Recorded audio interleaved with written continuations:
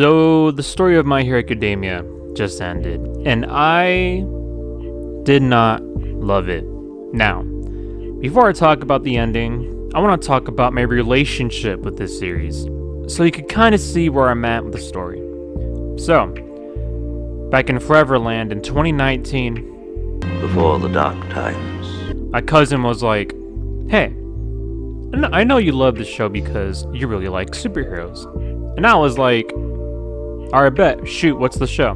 And she said, My Hero Academia. And at the time, I was hesitant to watch it because it was an anime. And to be real with y'all, I was kinda unfair to anime in my youth. So I was like, alright, if you say it's good, I'll check it out. So, I watched the first season, and I liked it. So much, in fact, that I binged the whole show that, at the time, just ended season 3. And honestly, because of My Hero Academia, I started to give other anime a chance. I started watching anime shows that I love and still love to this day. Shows that hit me and even fucking changed my whole personality. Landing wheels aren't retracting! Yeah, and the number 2 nozzle won't work either. What? Are you for real? We can't live Oh, well. without them! I knew I should. Whatever happens, I'm only 18. happens. I don't want to die yet! So, I do credit My Hero Academia as the one that got me into anime, but even though I loved My Hero Academia, I could still feel the cracks showing and growing. Especially when I started to read the manga and jumped ahead. And I like the manga, but a lot of things were starting to bother me. Things that ended up bothering me to pissing me off. So first, I am going to talk about the things I did not like and feel that were not done well in the narrative.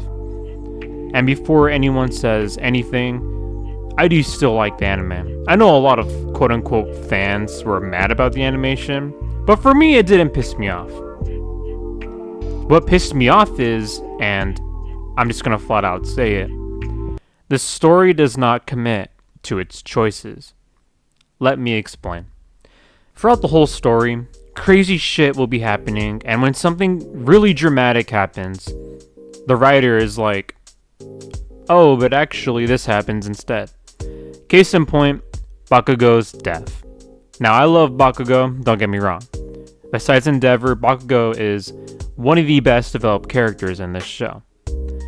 But the fact that he's alive after his amazing and powerful death is stupid. I feel like My Hero Academia has the same issue that Stranger Things has. They're both afraid of killing off their characters, and there is no stakes for their characters. Like, you're telling me, after this insane battle, no main character has died? I'm not saying that killing a main character had to happen, but if literally the whole class of 1A has plot armor and they only get injured, then it makes the struggles and conflict less impactful. Like the ending of the final battle for My Hero Academia. It just ends without showing the actual impact of the destructive shit show of the final battle. Like you're telling me that the battle was so bad that literally Mount Fuji erupted, but then it showed the citizens area be like,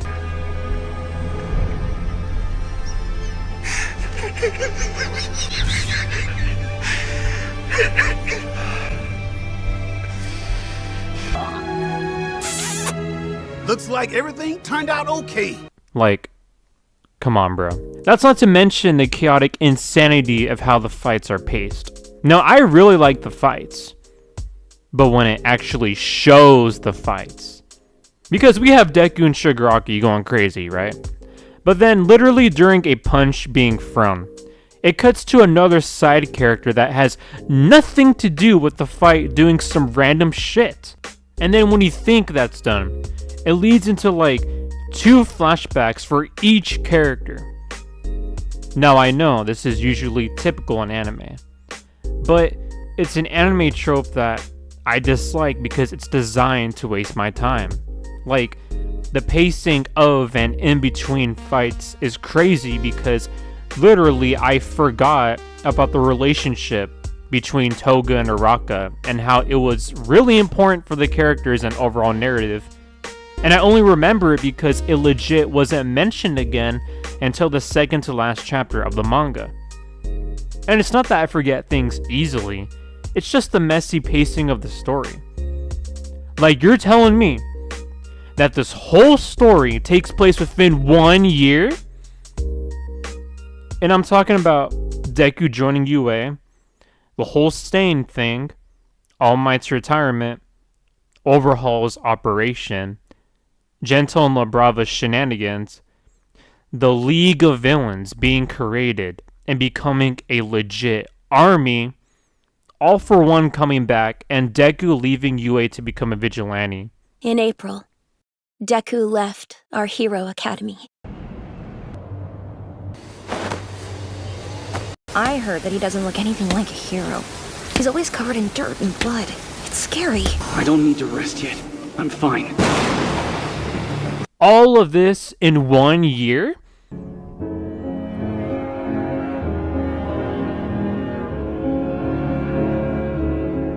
And I do like the characters in this show.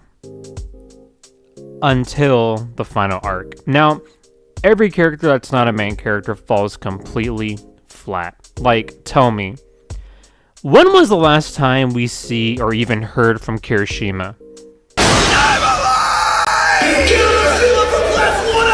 And that's not to mention how many wasted characters are in this show.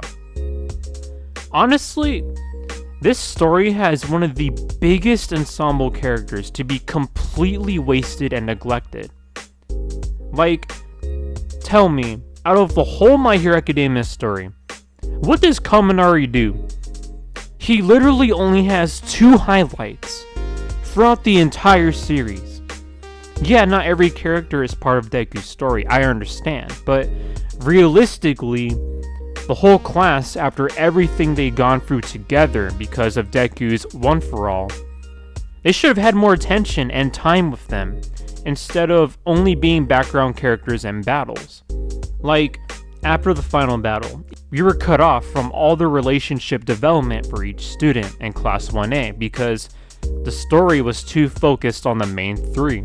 But even when the characters have genuine moments together, it gets ruined because the whole class had to pull up and make it comical or extra for no reason. Now, like, example, look at chapter 429. The chapter before the ending, when Deku checks on Uraka after everything that has happened. They genuinely had an intimate moment, but then it awkwardly cuts to the whole class interrupting them, and it's played off as, Are you okay? Oh, Jesus. Oh my god, are you alright? Hey! but it's like, bro, you ruined the moment. That happens all the time. That's why the Hero Killer arc in Season 2 is one of my favorite arcs throughout the whole story, because the beef between Ida and Stain was genuinely serious. And afterwards, when Ida apologizes to Deku and Shoto for putting them in danger, it's a moment that is not cut off from the whole class. And it's more special because the moment was only between the 3 of them. And speaking of lack of value, the ending. So, basically after the final battle, Deku loses One For All, and he becomes quirkless again. So, we, as the readers, accepted that, because Deku accepted it as well. But then, out of nowhere, the last 2 pages, they were like, psych, and he gets his quirk back, like nothing. So, we wasted that much time and his sacrifice, accepted it, to just have them fall back on it and pussy out. And it's worse because that was the literal ending to the whole story. That's how the manga ends. And it honestly kind of left a sour taste in my mouth. Another thing that I noticed was that this story constantly repeats its themes. Like, look at the Dobby reveal, for example. Now, I'm not complaining about the reveal. It's a great reveal and a good plot twist. So he basically just announces that he's Endeavor's son, and that he legitimately posts Endeavor's cruelty to the media of how he became Dabi. So we know what happened to Toya and why he is the way he is. It was perfectly explained. But then, during the final battle between Toya and Shoto, Dabi is like, but again, I'm gonna explain everything of how I became Dabi, when we already know this. It's the same thing in Season 1 where All Might telling Deku, "Young man, you too can become a hero," was legitimately put in 20 times an episode, and even throughout all the seasons and heck, even movies. "Young man." I know! You know, I got it. I got the concept. Despite all this, I still really like the story either way. It's frustrating and the ending is disappointing for sure, but I simply can't ignore what the story did right and how much the story genuinely means to me. And there are definitely a lot of things that the story did great. Like, I really like Deku as a main character. I know a lot of people don't like him, but not me. I've always liked him. I especially love how becoming a hero at UA was his dream, but then he had to give up that dream and leave UA in order to protect his friends. I also really like that he always wanted to save Shigaraki from All For One, and how even though the other past users of One For All wanted Deku to kill Shigaraki, but Deku just wants to free Shigaraki from his pain, as he sees the scared little boy that Shigaraki is. It kind of reminded me of Avatar Last Airbender when Aang asks for advice on how to deal with Ozai, and the past avatars tell him, "Nah, waste this fool." But Aang doesn't want to kill him. I also love the Vigilante arc for Deku because the status quo has changed forever. The secret of his quirk is out, and since everyone knows, he burdens himself with the failure of the war. I really love when Vigilante Deku pulls up to All For One's hideout, trying to take him out, but he basically falls for his trap. And how All For One quotes All Might's, "Now.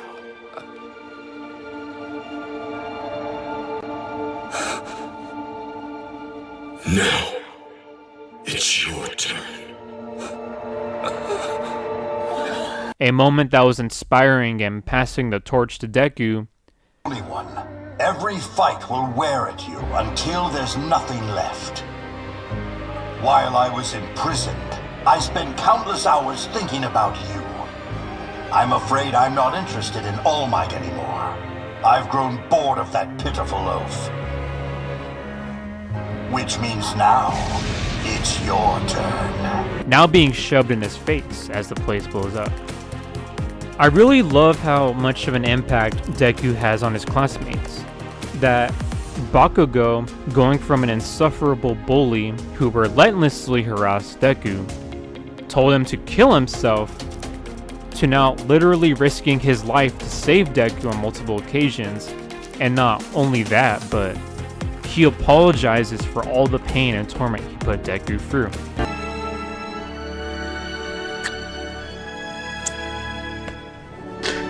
Even with Shoto Todoroki, when he refused to use his flames because it reminds him of his father, Endeavor, and his abuse, which leads to one of the best moments in the whole story. Haven't managed to put a single scratch on me yet, so come at me with all you've got! He may be your son, but he isn't you. Shoto, they live in a different world than the one I'm training you for. I refuse to use my left side. It's yours! Your quirk, not his! What is that? I want it to. I'll be a hero. How long I've been waiting for this. Woo, I'm about to make a name for myself here. And the overall ensemble cast are great. Like, they each have their own personalities and their own motivations that you can understand and root for.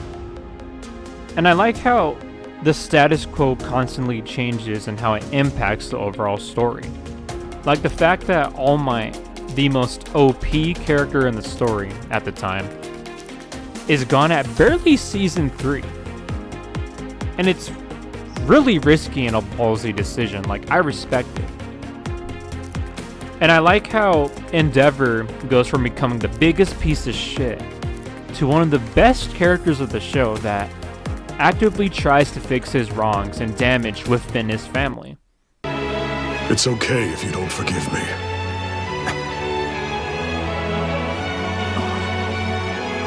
Because I don't want forgiveness. I want to atone. I see it. You are me.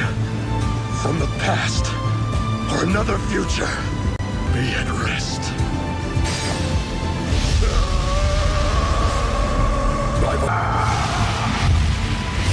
Providence!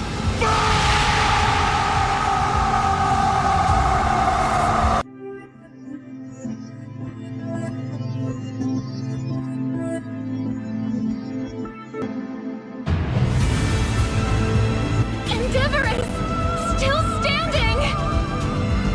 He did it! He's on his feet! I can't fight my own son.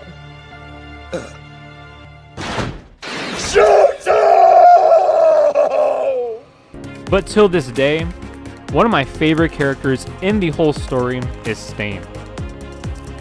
Not only is he badass, but his philosophy is not wrong. Like, he only accepts heroes that are genuinely a hero to save and help people. Which is why he respects All Might, and he spares Deku's life, and even helps fight Shigaraki in the end. Heroes that act like celebrities that only became heroes for fame and fortune are something that he does not tolerate, and he views them as the problem of society. And can you blame him? I like how that theme matches our society as well. And the villains in this show are really fucking good.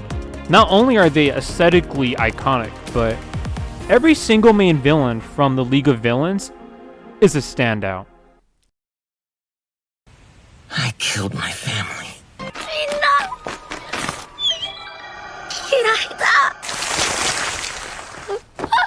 I'm so mad I don't even know what to say.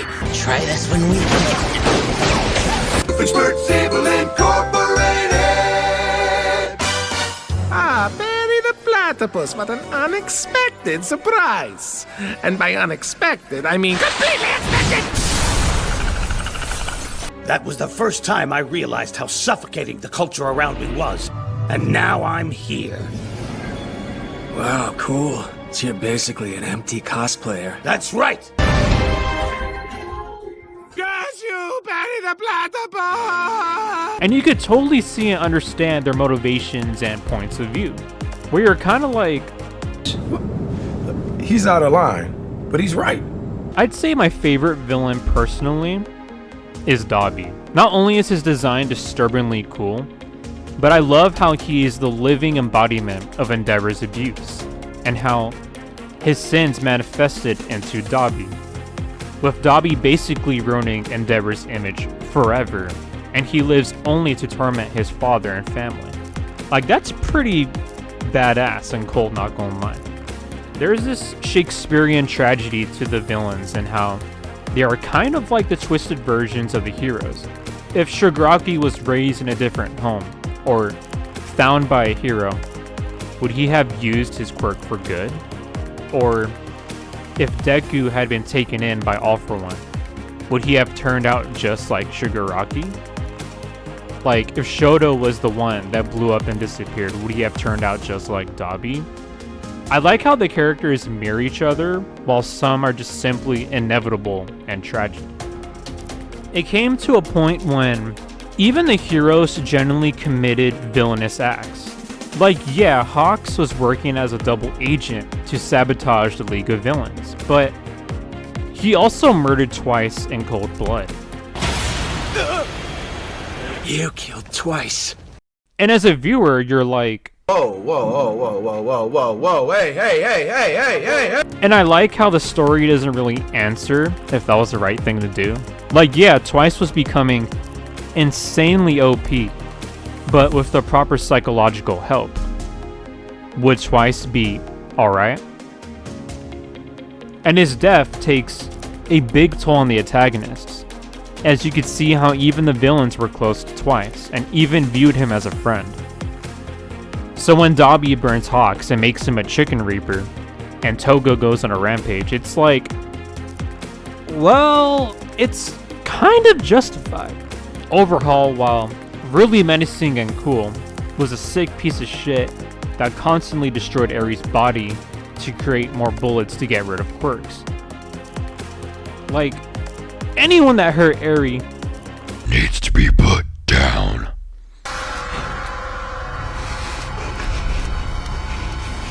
Men get arrested.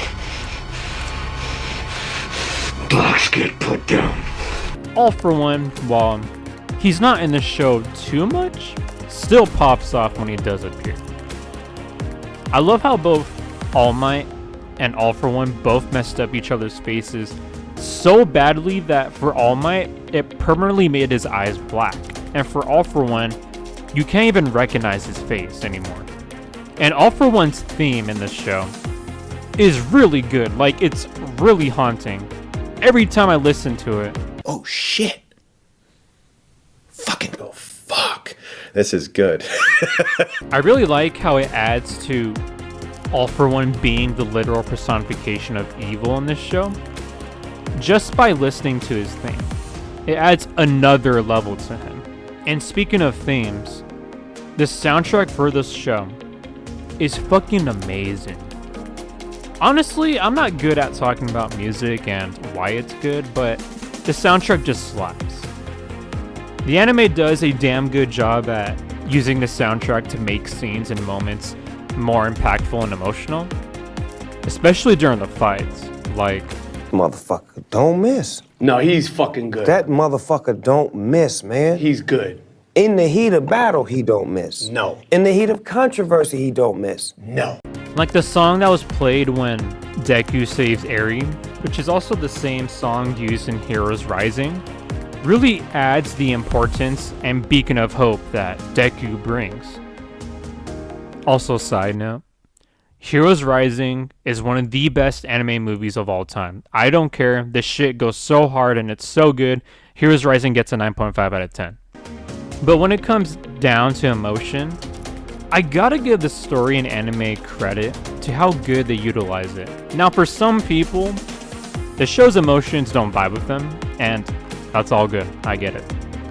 Yeah, the show is very dramatic, and Deku does cry a lot, but here's the thing. To me, it services the story, because yeah, Deku was always bullied for being quirkless, and seen as less than, and since his dream of having a quirk was shattered as a kid, he's gonna be emotional if his idol literally grants him his quirk. And yeah, Bakugo is an insufferable asshole, but that's the point. He starts off that way until he gets a reality check, and it develops into a more mature person who respects the person he tormented for years. And since Bakugo blames himself for All Might retiring, and he fought Deku about his secret of having One for All, it humbles him as he knows the importance of that secret, which leads him to slowly calm down with Deku. I just personally love the dynamic between Deku and Bakugo. Like, yeah, it was fucked up at first, but now it's really good. Like the fact that when Deku tells him that his quirk is gone, and that makes Bakugo cry. Not gonna lie, that shit made me cry too, because of how much Bakugo respects Deku now. So for him to basically lose his homie G on the battlefield, it hits. But then that moment low-key doesn't matter, because like the final fucking page is Deku getting his quirk back, and it's just but till this day, The scene where Eri smiles for the first time as the essence of Overhaul's trauma goes away just by watching Deku perform will never not make me cry. It's so good, and it's moments like these that truly make the story special. Anyway, overall, I still really like My Hero Academia. Yeah, the ending still bugs me, but it still does not change the fact that even despite its flaws, I do genuinely really like this story. So, I'm gonna give My Hero Academia overall a 7.5 out of 10. So I want to know what you think about the My Hero Academia manga ending, or the overall story. Did you like the ending? What are your thoughts about the overall story overall? Are you looking forward to the new My Hero Academia movie that is coming out this year? I mean, I'll watch it, I guess. Hopefully it's good. I don't know. We'll see. Anyway, thank you all for watching. I'll see you all in the next one. Plus Ultra.